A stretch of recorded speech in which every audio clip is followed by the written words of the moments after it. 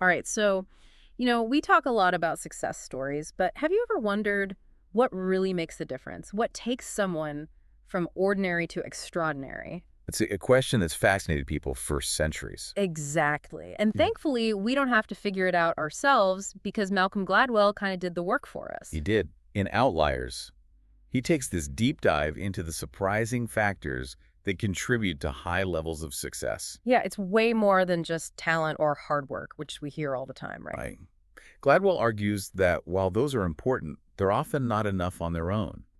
He digs into things like cultural background, historical timing, even just being in the right place at the right time. Yeah, it's like he pulls back the curtain on these amazing success stories, and you start to see these patterns, these hidden advantages that most people don't even realize are there. Absolutely. Like one of the most interesting examples he gives is this small town in Pennsylvania called Roseto. Back in the 1950s, doctors were baffled by Roseto because the people there had these incredibly low rates of heart disease, way lower than anyone expected. It's like, what's in the water in Roseto? Are they all eating superfoods and running marathons every weekend? You'd think so, right? But that wasn't the case at all. The Rosentons, they weren't health nuts. Their diets were actually pretty high in fat, and exercise wasn't exactly their obsession. So, what was their secret?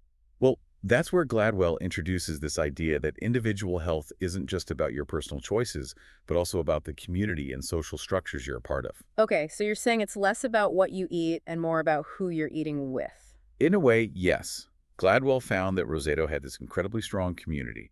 People were close-knit, they supported each other, they had these rich social connections, and that seemed to act as a buffer against stress and illness. It's like your community can actually be a source of strength, a protective factor, even. Exactly. And Gladwell connects this to success, too. He uses this really interesting example from the world of professional hockey. He noticed that a surprisingly high number of elite Canadian hockey players are born in January, February, and March. Wait, hold on. Birthdays. What do birthdays have to do with making it to the NHL? It all boils down to cutoff dates. See, for youth hockey leagues in Canada, the cutoff date is January 1st. So, kids born in January are almost a full year older than kids born in December of the same year. Exactly. And even though it's just a matter of months, that age difference, especially in those early developmental years, can be huge. So, the kids born earlier in the year, they're a bit bigger, a bit more coordinated, and they have a slight advantage over their younger peers. Right. And that slight advantage often leads to them getting selected for all-star teams, which means more practice, better coaching. They get on this upward trajectory. It's like this domino effect. One small advantage leads to another, and it just snowballs over time. Exactly. Gladwell calls this a cumulative advantage. Hmm. And he argues it's not just hockey, it happens in all areas of life. For example, he points out that Bill Gates and Steve Jobs were both born at a very specific time, right at the dawn of the personal computer revolution. So they were perfectly positioned to ride that wave of opportunity just by chance of when they were born. It makes you think, right? It does. Gladwell argues that timing, this historical context, can play as much of a role in success as talent or hard work. So it's like you need the right ingredients at the right time to make this extraordinary success recipe, so to speak. Exactly. But he doesn't dismiss hard work entirely. He actually argues that to truly master any skill, you need around 10,000 hours of dedicated practice. 10,000 hours, that's like a lot of dedication. But it makes sense when you think about those elite athletes, musicians, anyone who's at the top of their game. Exactly. But even with all that dedication, you still have people who seem naturally gifted, like geniuses. You can't practice your way into having a genius IQ. Right. Right. It's like some people are just born brilliant. And Yeah. that reminds me of Lewis Terman and that famous study he did on geniuses. I always thought if you had a high IQ, success was practically guaranteed. But Gladwell kind of challenges that, doesn't he? He does. Terman, he tracked this group of kids with exceptionally high IQs, expecting them to all become these brilliant scientists, artists, leaders, you name it. Hmm. And while many of them did achieve a good deal of success, it wasn't this straight line from genius to greatness that Terman had anticipated. So what happened? What was missing from the equation? Well, Gladwell points out that Terman overlooked a crucial factor: socioeconomic background. He found that kids from less privileged families, even with those off-the-charts IQ scores, often faced more hurdles on their path to success. So even with all that brain power, they didn't necessarily have the same opportunities as their wealthier peers. Mhm. It's like talent can only take you so far if you don't have the resources or the support system to nurture it. Exactly. And that's where Gladwell introduces the idea of practical intelligence, that ability to navigate the world effectively, to communicate your ideas, to know the unspoken rules of the game. He argues that practical intelligence can be just as important as raw intellectual horsepower. It's like you can be brilliant, but if you don't know how to work the system, how to advocate for yourself, it's going to be that much harder to achieve those same levels of success. Right. And that actually reminds me of another one of Gladwell's arguments, the one about plane crashes. Okay, now this is where it gets really interesting because he's talking about cultural differences, right? It seems almost taboo to say that culture can influence something as technical as flying. But Gladwell makes a compelling case. He does. He uses the example of Korean Air back in the 1990s. They had this really concerning safety record. What did he find? Well, it turned out that cultural factors, particularly something called power distance, were playing a significant role in those safety issues. Power distance, what is that? So, power distance refers to how comfortable people are with hierarchy and authority. In cultures with high power distance, there's this strong emphasis on respecting authority, not questioning your superiors. Okay, I see where this is going. So, in the context of a cockpit, if you have a co-pilot who sees a problem, but they're hesitant to speak up because of this cultural norm of deference to the captain. That's exactly it. Yeah. And Gladwell argues that this hesitation to challenge authority, even in a life or death situation, contributed to those safety issues with Korean Air. Wow, it's like these deeply ingrained cultural norms can have these unintended consequences, even in the most high-stakes environments. Exactly. And what's even more fascinating is that when Korean Air recognized this cultural barrier and took steps to address it, their safety record dramatically improved. So they changed their culture, and it saved lives. That's powerful. It makes you think about all the ways in which our cultural backgrounds shape our behavior, even when we're not aware of it. Absolutely. And it really underscores Gladwell's point. Success isn't just about individual grit and determination. It's about understanding this complex interplay of background, culture, opportunity, and even luck. It really makes you realize how much we tend to oversimplify success stories. Like we focus on the individual, on their talent and hard work, but we often miss the bigger picture. Exactly. And that's what makes Outliers so thought-provoking. It pushes us to look beyond those individual narratives and consider all the forces at play.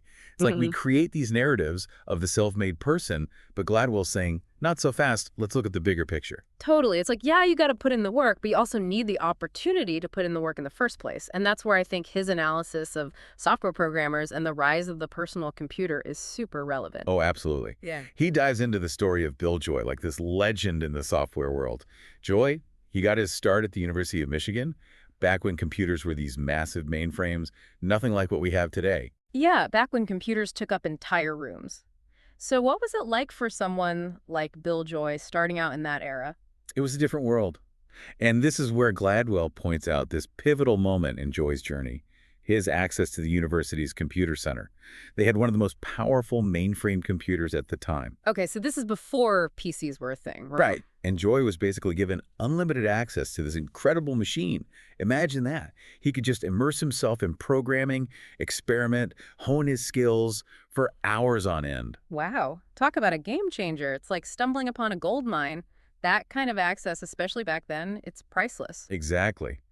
And Gladwell argues that this opportunity, this chance to rack up those 10,000 hours of practice, is what propelled Joy to the top of his field. It wasn't just raw talent, it was the opportunity to nurture and develop that talent. It's like those hidden advantages can be the difference between someone with potential and someone who actually changes the game. Like you look at the Beatles, they weren't overnight successes either. You know, you're so right. Their story is a perfect example of how opportunity plays such a huge role. Before they were selling out stadiums, they honed their skills in these grueling performances in Hamburg, Germany, night after night, playing for hours on end. It was like musical boot camp. It's like they were forced to get good. All that stage time, all that practice, it transformed them into the band we know today. Exactly. Gladwell describes it as this intense period of skill development fueled by, you guessed it, opportunity. It really makes you question our perception of these overnight successes, doesn't it? There's always so much more to the story. Always. And to illustrate this point about the importance of timing and historical context, Gladwell does something pretty interesting. He analyzes the birth years of super successful people throughout history. Okay, that sounds intriguing. How does that work? Does he have like a spreadsheet of birthdays or something? Pretty much. Yeah. He compiled this list of the 75 wealthiest individuals in human history, and he found this statistically improbable concentration of people born within a 9-year window in the mid-19th century, mostly Americans. That's a really specific time frame. What was so special about that era? It was a period of massive economic transformation in America, the rise of railroads, Wall Street, industrial manufacturing. Yeah. It was a time of unprecedented opportunity for those in the right place at the right time. So those born in that window, they were perfectly positioned to ride that wave of change. They had a head start, so to speak. Exactly. And to drive home this point about timing, he turns to the world of software. Gladwell pinpoints January 1975 as a crucial turning point. That's when the Altair 8800, the first commercially successful personal computer kit, hit the market. That's wild. It was like the Wild West of technology. A whole new frontier was opening up, and you had these pioneers rushing in to stake their claim. And who were those pioneers? Bill Gates and Steve Jobs, both born in the mid-1950s. Their birth years placed them at this perfect age to be captivated by this emerging technology and dive headfirst into software development. It's like if they'd been born a few years earlier or later, they might have missed that wave entirely. It's all about timing. Exactly. And it's not just them. Bill Joy, Eric Schmidt, all these major players in the tech world, born within this remarkably small time frame. It really underscores how much our generational position, our place in history, can influence our opportunities for success. It's both fascinating and a little unsettling, right? Like, it makes you question the whole idea of meritocracy, of this notion that success is solely a product of hard work and talent. That's what Gladwell's getting at. He's not dismissing hard work or talent, but he's saying, hey, let's acknowledge that there are all these other factors at play, these hidden advantages that often go unnoticed. It really makes you wonder, right? How many people with incredible potential are out there who just never get the right opportunity at the right time? It makes you think about all the could-have-beens throughout history, those individuals who might have achieved incredible things if only. It's a question Gladwell grapples with throughout the book. And it leads us to another critical aspect of his argument, the importance of cultural legacies. This is where he dives into the world of intelligence testing and challenges our assumptions about what it really means to be a genius, right? Yeah. Like the story of Christopher Langan, the man with an off-the-charts IQ, but who hasn't achieved the kind of success you might expect. Exactly. Langan's story is fascinating because it highlights that intelligence alone isn't always enough. He possessed this incredible raw intellect, but he lacked what Gladwell calls practical intelligence. So what does that mean, practical intelligence? It's about having that social savvy, knowing how to navigate the world effectively, understanding those unspoken rules that often dictate success. It's about being able to communicate your ideas, work the system, advocate for yourself, all those skills that aren't necessarily measured by an IQ test. So you can have all the book smarts in the world, but if you don't have those street smarts, so to speak, it's going to be that much harder to achieve your full potential. Exactly. And Gladwell contrasts Langan's experience with that of the termites, those gifted children, studied by Lewis Terman. Remember how we were talking about how Terman believed IQ was the key to success? Right. Like if you were born with a high IQ, you were destined for greatness. Right. But as Terman followed these kids throughout their lives, it became clear that a high IQ wasn't a guarantee of success. Some achieved great things, while others fell short of expectations. And Gladwell argues that a key difference often came down to their family backgrounds, their socioeconomic status, all those opportunities and advantages that come with a certain upbringing. So even with off-the-charts intelligence, the environment you're raised in, the resources you have access to, those factors play a huge role in shaping your trajectory. It's like that saying, it takes a village. It does. And Gladwell uses Terman's findings to illustrate that success isn't just about individual brilliance. It's this complex web of cultural legacies, socioeconomic background, and the opportunities that come with them. It makes you think about those kids who are born into poverty, facing all these systemic barriers. It's like they're starting the race a few steps behind everyone else. Exactly.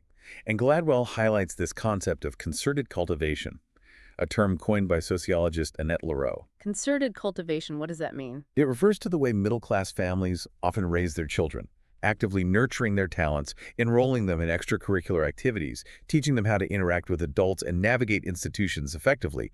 It's like they're giving their kids this invisible toolkit for success. So it's not just about what you know, but also about how you were raised to interact with the world, to advocate for yourself. And that often comes down to cultural background, which actually reminds me, Gladwell uses the rise of Jewish lawyers in New York City to illustrate how these cultural legacies can impact success. Oh, that's a great example. He focuses on Joe Flom, this legendary lawyer who made his name in the world of corporate takeovers. Didn't he come from pretty humble beginnings? He did. Flom was the son of Jewish immigrants, grew up during the Great Depression. He faced a lot of discrimination in the legal profession early on. But Gladwell argues that Flom's background, particularly his Jewish heritage, actually gave him a unique set of skills and perspectives that proved incredibly valuable as the legal landscape was changing in the mid-20th century. Okay, I'm intrigued. How so? Well, back then, corporate law, it wasn't seen as this prestigious field. Those fancy white shoe law firms, they weren't interested in it. They looked down on it. So it was like this untapped market, and Jewish lawyers like Flom, they saw an opportunity. Exactly. And as corporate takeovers became more and more common in the 70s and 80s, Flom and his peers, they were ready. They'd put in the work, they'd honed their skills in this niche area, and they were perfectly positioned to benefit from this shift in the legal landscape. It's amazing how these cultural legacies, combined with the right historical circumstances, can create these unexpected pathways to success. Like what might have been seen as a disadvantage at one point in time becomes the key to success later on. Exactly. And Gladwell doesn't shy away from these complex legacies, even when dealing with sensitive issues of race and ethnicity. He delves into the history of Jewish immigration to New York City, specifically the garment industry. I'm with you. Keep going. He argues that many Jewish immigrants, they came to the U.S. with these valuable skills in business and negotiation. And those skills, often honed in challenging circumstances, were passed down through generations. So those early experiences, even though they were often difficult, they instilled a certain work ethic, a resilience, that proved invaluable in other fields, like law. Exactly. Gladwell argues that the Jewish lawyers of Flom's generation, they inherited this legacy of hard work, this practical intelligence honed in the world of business, and this cultural emphasis on education and intellectual achievement.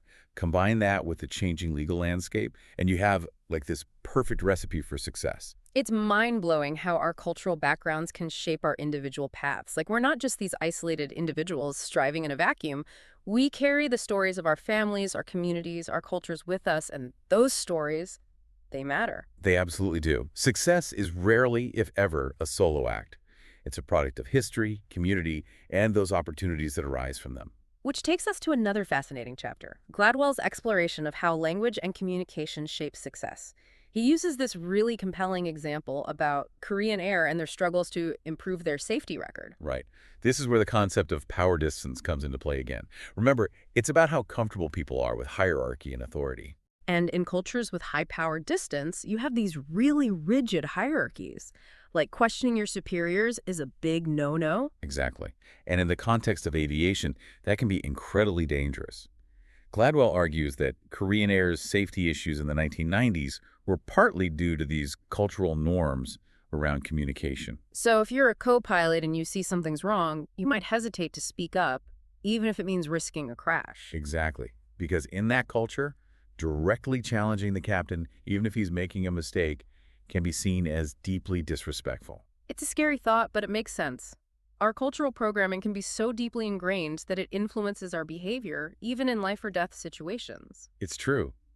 But what's hopeful is that these cultural patterns can be shifted.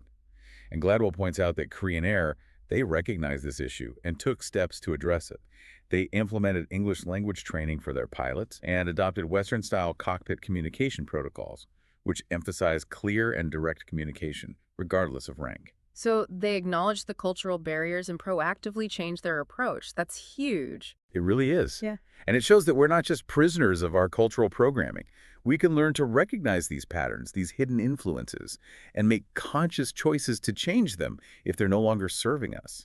It's a powerful reminder that culture isn't static. It's fluid, it's adaptable, and we have the power to shape it. It's like he's saying, look, I'm a product of all these forces too. My success isn't just about me. Exactly. And it makes his arguments even more powerful, don't you think? It's one thing to analyze success from a distance, but it's another to turn that lens on yourself, to examine your own privilege and acknowledge the role it's played in your life. Absolutely. It's like he's saying, I'm not just an observer here, I'm part of the story. And in telling his family's story, he really humanizes these broader themes. Right. It's not just theory anymore. It's these real lives, real people navigating the complexities of opportunity, legacy, and historical circumstance. Okay, so let's talk about his mom, Joyce Gladwell. She had a pretty incredible life, right? I mean, becoming a successful writer and a family therapist, that's no small feat. Not at all.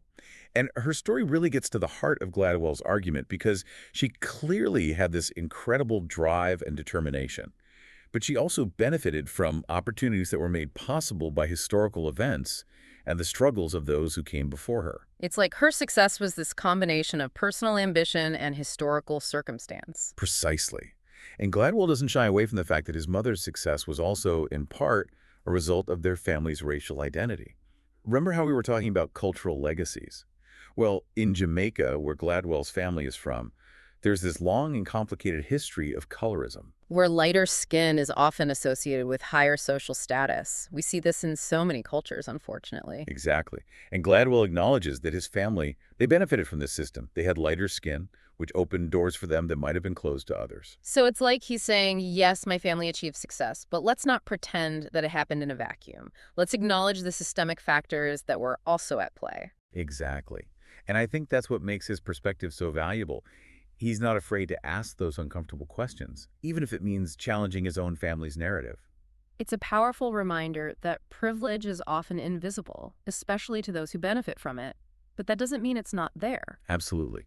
And it's something we all need to be aware of no matter our background or where we come from. For sure. It's like we can't dismantle systems of inequality if we don't even acknowledge they exist. And I think that's a big part of what Gladwell's trying to do with Outliers, to get us thinking differently about success, about opportunity, about the forces that shape our lives, both seen and unseen. 100%. It's not about taking away from anyone's achievements, but rather understanding the bigger picture, the historical and cultural context in which those achievements occurred. And ultimately, it's about creating a more equitable world, a world where everyone has the opportunity to fulfill their potential, regardless of where they come from or what advantages or disadvantages they were born with. Couldn't have said it better myself.